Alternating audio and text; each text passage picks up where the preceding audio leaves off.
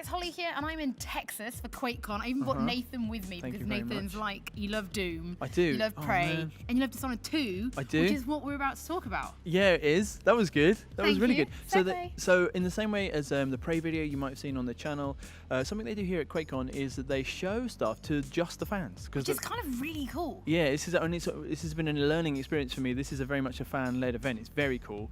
And so what we got to see was a kind of a flip side to the E3 demonstration. Now, you haven't played Dishonored. No, I haven't. I'm guilty of that. I'm sorry. No, that's cool. And but one of the things was I was kind of a half stealth player, and then when things got wrong, I fixed it with the gaffer tape of violence. That's like how I played the game. That is life. Yeah, isn't it? Yeah, that is also how I. There is nothing that can't be fixed with suitable application of high explosives. Yeah, precisely. And so, one of the things they've been talking about a lot with Dishonored 2 is that previously, perhaps like doing the violent playthrough or the action playthrough didn't feel as rewarding. It felt like you were the game was kind of saying, oh, well done, but you could have done that. You could have done that quietly. Yeah, exactly. And so they've been talking about letting the action gameplay be a bit more kind of legitimate this time. And so what they showed this time was, so you're in Kanaka, which is the new setting. Yeah. This time, instead of Emily, like you were at E3, we were Corvo. Yep. So there's familiar powers at play, and the mission was, I don't know if you guys remember, it was there are overseers and howlers who are a local gang, and they're basically fighting for power and influence within the city. And this time we went with the so we basically normally like the establishment guys, like so who you'd normally consider the bad guys, and we went after a leader called Paolo of the Howlers. Yes. And it was violent as hell. It was so incredibly violent. And it was violence done in the way that a really good Dishonored player, like some of the playthroughs, I'm sure that if you like the game, you'd have seen online, chaining stuff together and just being, the crowd was like, oh yeah. So some of the chaining stuff, even I had to admit, was so cool. I don't know if I was going to screw up your notes. Yeah, you are. Well, I was just going to walk through. Yeah. When we did Prey. Fine, go ahead. But there was one bit where we had the body of the guy from the Howlers. It's like this is the best bit, but sure, yeah, spoil it. No, go ahead. Yeah, because you screwed up my Prey notes. So it was using Blink. I just wanted to put that in, but yeah. So explain what. So we threw the body over the balcony, used Blink to stop time, went down. Blinking was to get down, but the time, also time was slowed down. And then we just jumped down to the ground, took out the enemies down there, which was stunning and incredibly just violent. Cut someone's throat. It was, And then we turned around, back, grabbed the body as it was coming down, and off we went. Yeah, and carried on. Yeah, it was beautiful. It was really, Thank you for letting me have that moment, because it was so cool. It was really nicely done. So basically, what happens was you infiltrate the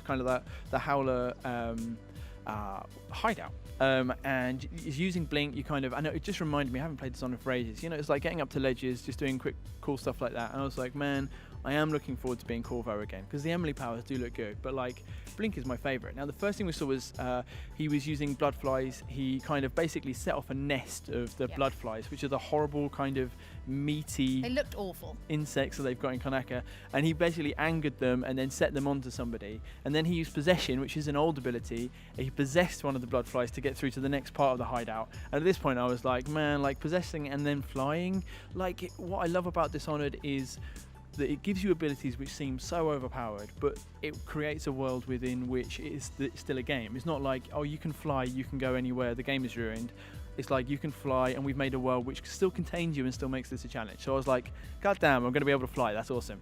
And then you get to the next section, and it was kind of just like a really cool, it was like a sleight of hand kind of play. So he used a couple of sleep darts, used an incendiary crossbow bolt. Which was... Again, incredibly violent. It was just like everyone's getting messed up real quick. What I liked about this scene, so this is basically where the leader was, and you're kind of looking down on a scene of him being played. It's like really super kind of civilized and kind of baroque. That's what I really liked about Dishonored. What I thought I felt about it was that even though they were the Howlers, and in theory, like, you'd think because they're trying to rise up, they'd somehow be the good guys. But there was obviously a perception shift, because this guy was a horrible character in himself. He was. Yeah, exactly. And for me, I was like, okay, now I'm getting what Dishonored is trying to do to me. It's also not clear. You get into that room and you can overhear what they're saying, and it's always worth just kind of hiding out in those ledges and stuff to hear what the characters say. But they're having music played to them, and it's like this really strange, just kind of cinematic scene. And it was the musicians that we used the sleep darts on. It was an accomplice that we burnt to pieces, and then we had like a classic Dishonored melee like fight with this boss, and then there was like a supernatural element too, because whoever you're working with at the beginning of the level is telling you that there's like this saying about Paolo that he can't be killed, and he has to be killed twice before sunset in order to like properly end him. So like you kill him, and he seems to just turn into a stream of rats and run away. Just sort of like scuttered off. And there are other people within the Dishonored world who sometimes also have supernatural powers, and it's the kind of thing about the game which sat less well for me than the rest of the stuff, because basically I just loved having the abilities without like a story reason why. But the more that I see of Dishonored 2 and the way that it's kind of using them, I don't know, man, I really like the way that the kind of supernatural stuff sits with the rest of the design of Dishonored 2. It looks really good. Yeah, and then we knocked him out basically.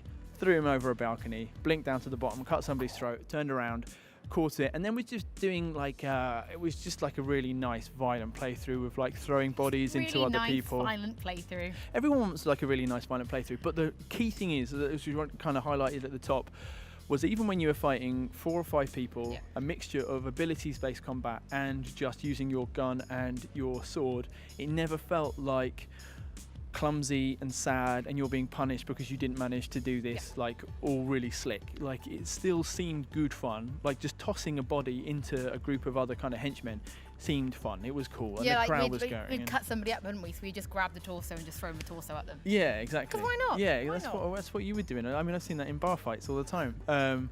So for me, it was like another side of it, but not just another side of it, but just kind of a confirmation that if I do mess up in Dishonored 2, because that's basically what it is for me, I'm going to try and do a stealth run through. If I do mess it up, then the bits where I have to change my playthrough aren't going to feel like I'm being punished and wait till I can get somewhere and then like be quiet again. So that is Dishonored 2, a game which I'm very excited about. We're also going to have an interview with Harvey Smith on the channel very soon, and he's going to tell us loads more about Dishonored 2 because, you know, he's making it. So thank you guys for watching. Do stay tuned to the channel. We've got loads more coming up from QuakeCon. Yeah.